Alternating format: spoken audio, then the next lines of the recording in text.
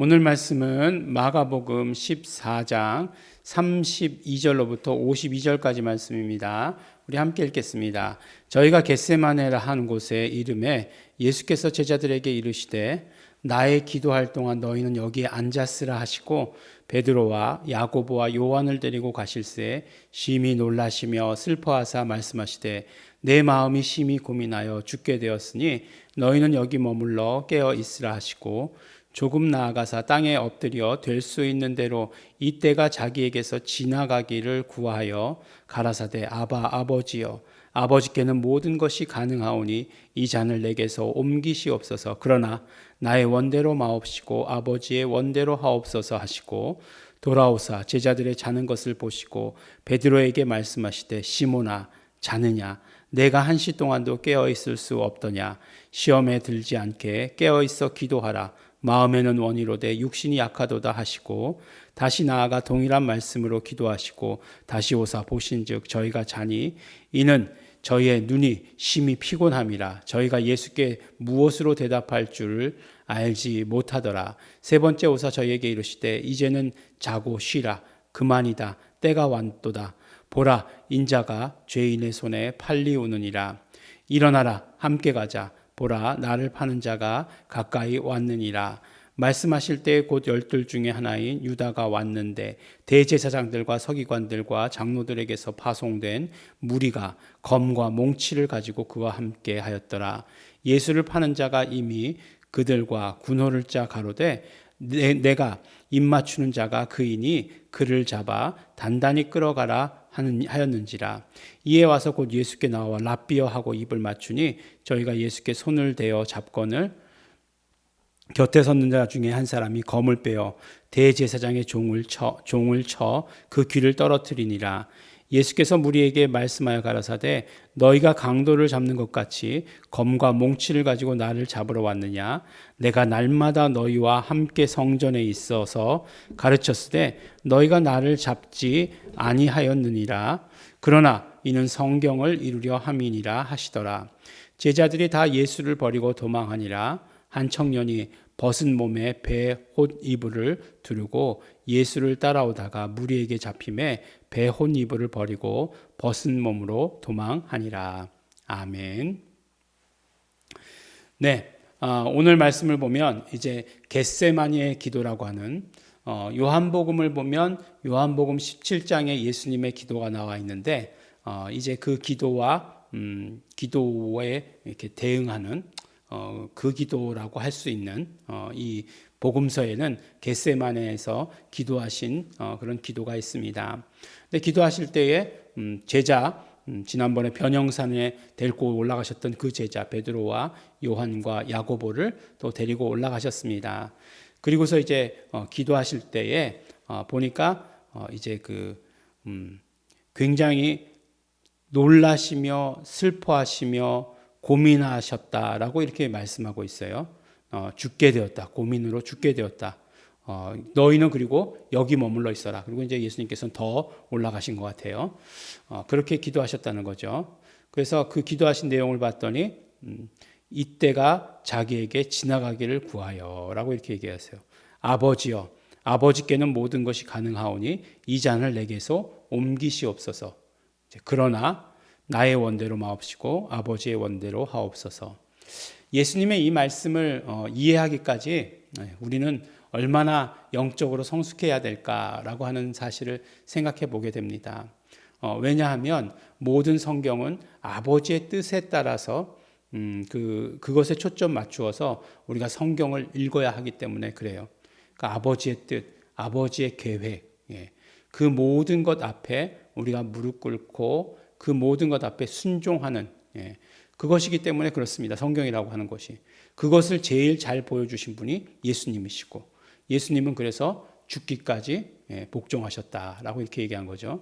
인간의 몸을 입으신 것부터가 벌써 종의 형체를 가지신 것이 낮아지심이고 죽기까지 복종하셨다.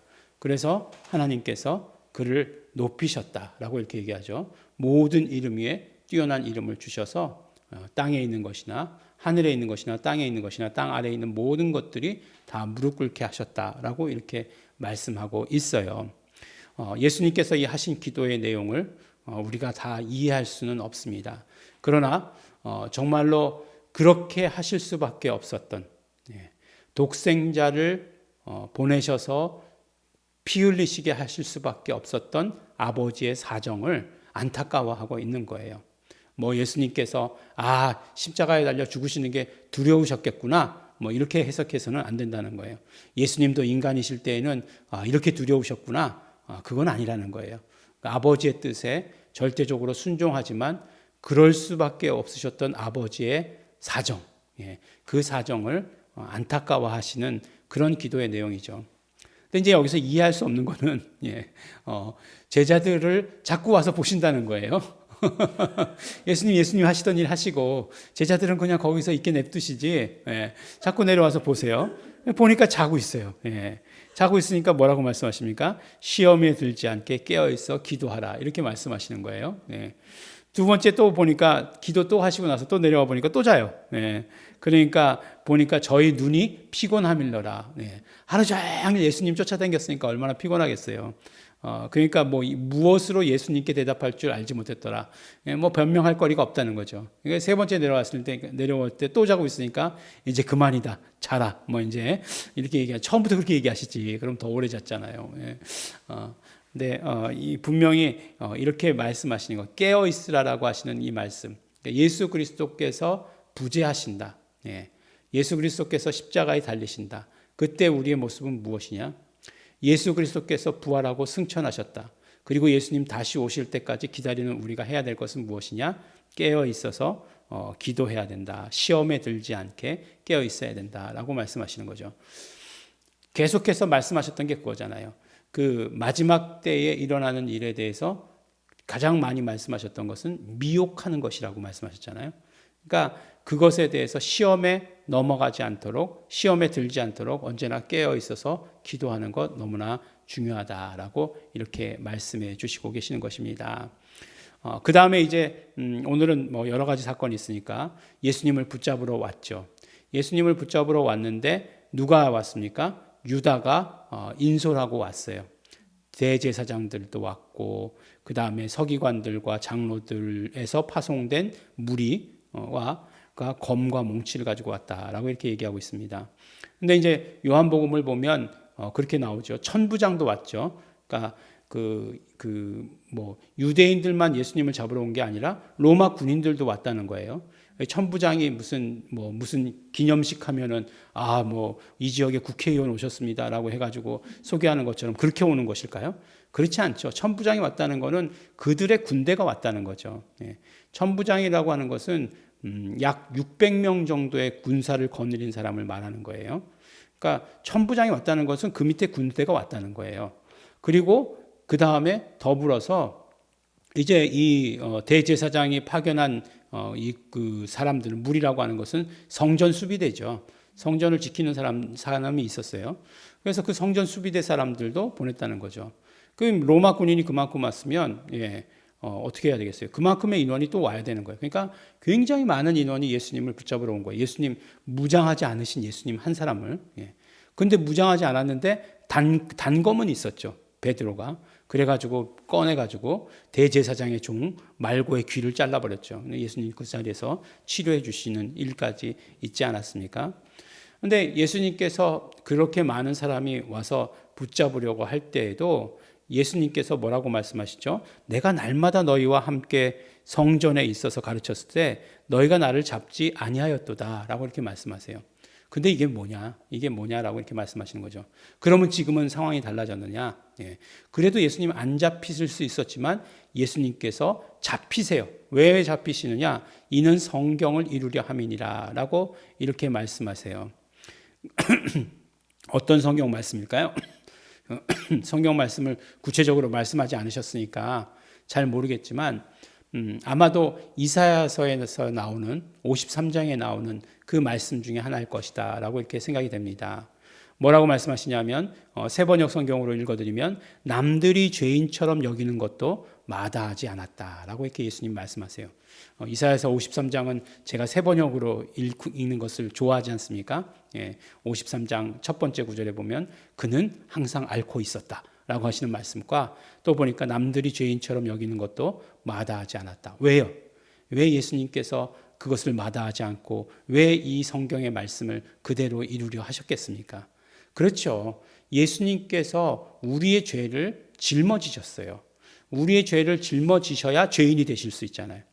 예수님은 죄가 없으신 분이니까 죄인이 아니세요. 그렇지만 예수님께서는 죄를 짊어지셔서 죄인이 되셨어요. 그래서 남들이 죄인처럼 여기는 것도 마다하지 않으셨다는 거예요. 그 십자가를 지셨다는 거예요. 우리의 죄를 짊어지고 우리의 죄를 대신 짊어지셨다는 거죠. 그것을 우리에게 오늘 말씀해 주시고 계시는 것이에요. 예수님께서 죄를 짊어지셨죠. 예수님께서 죄를 짊어지시니 예수님께서는 잡히실 수 있으셨던 거예요. 그거는 그들의 주도에 의해서가 아니라 누구의 주도에 의해서? 예수님의 주도에 의해서 잡히시고 그 다음에 십자가의 길을 가시는 것이에요. 이 모든 주도권이 예수님께 있습니다. 이 모든 것들이 성경을 이루려 함입니다. 예수님께서 우리의 죄를 짊어지심은 우리의 죄를 없이 하시기 위해서, 그렇게 하기 위해서, 속량하시기 위해서, 우리의 죄를 대속하시기 위해서 우리의 죄를 대신 짊어지셨다라고 하는 사실을 우리는 기억해야 됩니다. 그것에 대해서 하나님의 뜻이 그런 것에 대해서 굉장히 안타까워하시면서 기도하셨지만 그 길을 묵묵히 가신다 하는 것을 오늘 우리 말씀을 통해서 보게 되는 거죠. 제자들은 다 떠났어요. 제자들은 다 떠났습니다. 한 청년이 벗은 몸에 배 혼이불을 두르고 예수를 따라오다가 무리에게 잡힘에 배 혼이불을 버리고 벗은 몸으로 도망하니라. 누구 얘기죠? 본인 얘기예요. 이 마가복음을 기록한 본인의 얘기입니다. 마가 요한의 얘기죠. 그 정말 굉장히 사는 집 자제였을 것이다 이렇게 얘기하죠. 배옷을 겉옷이라고 얘기하니까 배옷인데 겉옷인데 이거는 잘 때는 뭐라고요? 덮고 자는 거라고 말씀드렸죠. 그것 이제 이렇게 벗고 도망갔다. 그러니까 뭐 거의 벌거벗은 채로 도망갔다. 굉장히 부끄러운 일임에도 불구하고 자신의 일을 성경에 기록하고 있어요. 굉장히 용기 있는 일이고 굉장히 뭔가 이렇게 귀감이 되는 그런 일이겠죠. 그러나 어쨌든지 간에 나중에 교훈은 그렇다 할지라도 예수님 주변에 있는 사람은 아무도 없었다라고 하는 사실을 아주 적나라하게 드러내고 있습니다. 예수님께서 죄를 짊어지셨습니다. 그것은 십자가에 달린 그것은 우리의 죄입니다. 우리의 죄를 대속하신 예수님, 그 예수님 또 우리는 알 수 없으나 정말 예수님께서 하나님께 기도하셨던 그 기도의 내용을 조금이라도 우리가 알아가려고 하는 것, 이것이 우리의 신앙생활인 것을 우리가 알게 됩니다. 기도하겠습니다. 하나님 아버지 감사합니다. 우리 예수 그리스도께서 우리를 대신하여 죄 짊어지심으로 말미암아 우리는 죄의 짐을 벗어버리고 죄로부터 자유하게 된 것을 아버지 하나님 깨닫게 되었습니다. 감사합니다. 정말 감사하고 감사합니다. 죄로부터 자유함 얻게 해주신 것 감사합니다. 예수 그리스도의 그 모든 피의 그 공로를 그러므로 날마다 의지하는 자 되게 하여 주시옵소서. 감사드립니다. 예수님 이름으로 기도드렸습니다. 아멘. 그러므로 우리 이 시간에 기도하실 때 날마다 예수 피 공로 의지하는 자 되기를 소원합니다. 성령님 역사하시고 함께 하시옵소서. 우리 다 같이 통성으로 기도하시겠습니다.